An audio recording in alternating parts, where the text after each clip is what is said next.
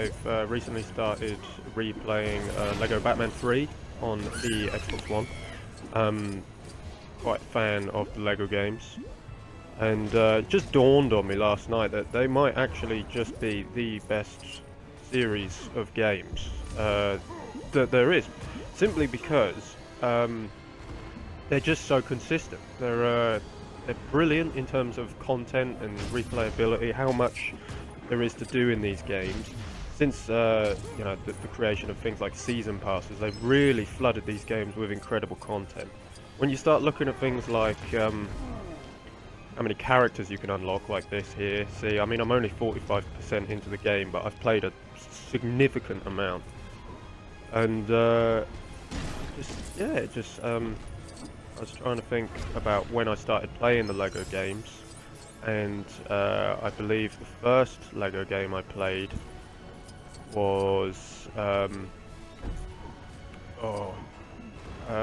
Star Wars ones, I have a feeling.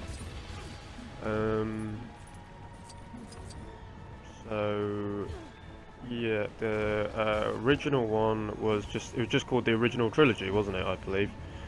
And then they made 1, 2, and 3, or it could have been in the opposite order, I honestly can't remember. But then they made it into the complete saga as well. And it was just a fantastic all-round experience that had a lot of content and a lot of time to play.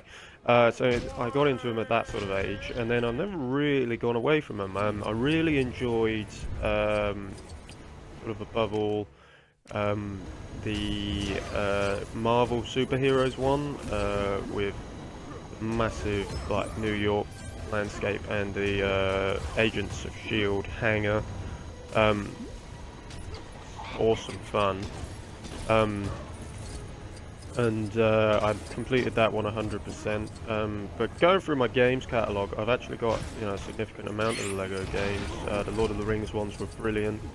Someone once told me that that was the best Lord of the Rings game. And to be honest, I can see why people would say that. Not just because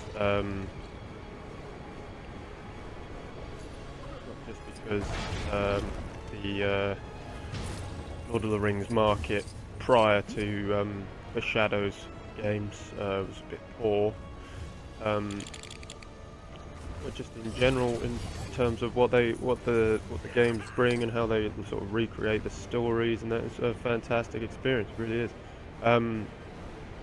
What I also really enjoyed about the older Lego games was the split screen co-op.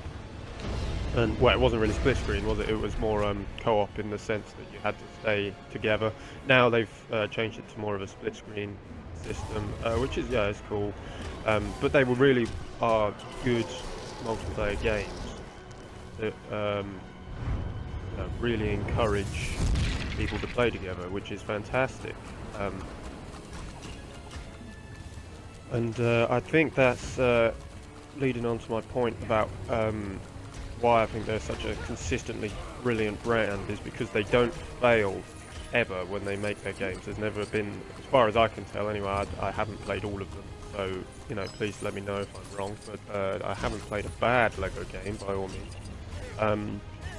And I find it slightly surprising that the Lego Dimensions stuff didn't take off as well as I thought it would, because especially with children today, in terms of you look at things like Fortnite and why they're so extremely popular, is because people are all about collecting skins.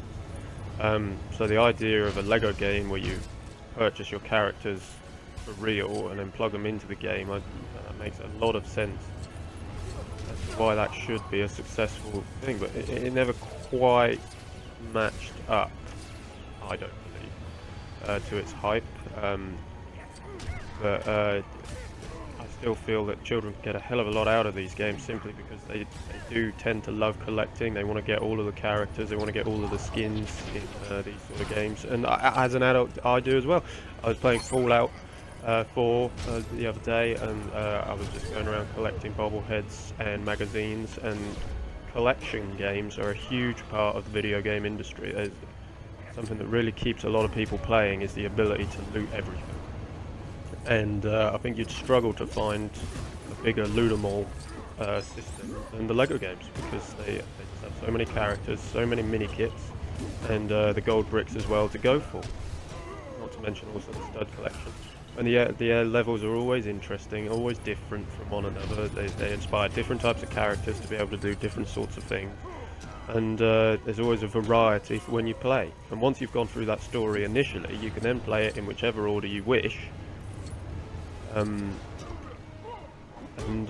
work it out from there. So yeah, that's just a rough, quick video on my thoughts of Lego games, really, and why I think they're fantastic. I'm going to be playing this one a little bit more and try and really collect everything and get this 100% because I haven't even touched any of the season pass content, which is quite interesting.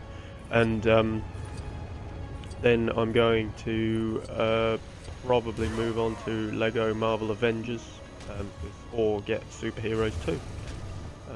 So yeah, thanks for watching, guys. See you later.